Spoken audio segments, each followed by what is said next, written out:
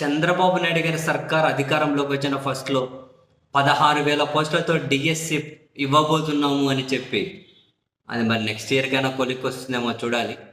16,000 పోస్టులతో DSC ఇవ్వబోతున్నామని చెప్పి, అందులో దేనికి ఏ విభాగంలో ఎన్ని పోస్టులుంటాయి అని ప్రకటించిన దగ్గర నుండి, ఒక సెక్షన్ ఆఫ్ టీచర్స్ అంటే ఇప్పటికీ అవుట్‌సోర్సింగ్, కాంట్రాక్ట్ ఇక్కడ పనిచేసే టీచర్స్ ఎవరైతే ఉంటారో, ఒక సెక్షన్ ఆఫ్ టీచర్స్‌లో ఆందోళన మొదలైంది. మేము ఎన్ని రోజుల నుంచి పనిచేస్తున్నాం, ఉన్న పలంగా మా ఉద్యోగాలు పోతాయి అని చెప్పే ఒక భయం వాళ్ళలో నెలకొని ఉంది. ఎందుకని? వాళ్ళ అవుట్‌సోర్సింగ్ పోస్టులు ఏవైతే ఉన్నాయో, వాళ్ళు ప్రజెంట్ పనిచేస్తున్నారో, వాటిని కూడా ఈ డిఎస్సి లోకి చేర్చారు.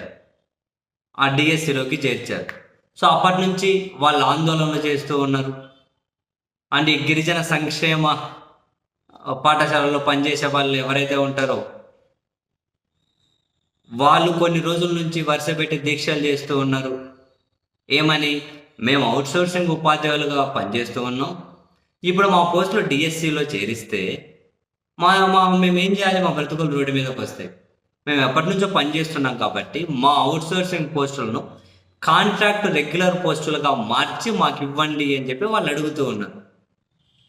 సో ప్రభుత్వం స్పందించట్లేదు అని చెప్పి ఏం చేశారు?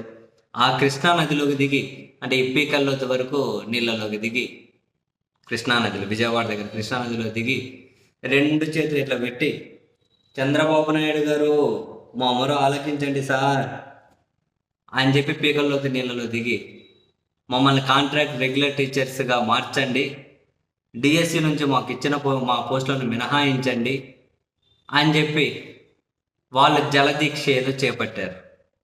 జలదీక్ష. మరి ప్రభుత్వం వైపు నుంచి వాళ్ళ వర్షన్ ఏముందో కానీ, బట్ ఇటువైపు అవుట్‌సోర్సింగ్ వాళ్ళు అయితే ఆందోళనలు అయితే చేస్తూ ఉన్నారు.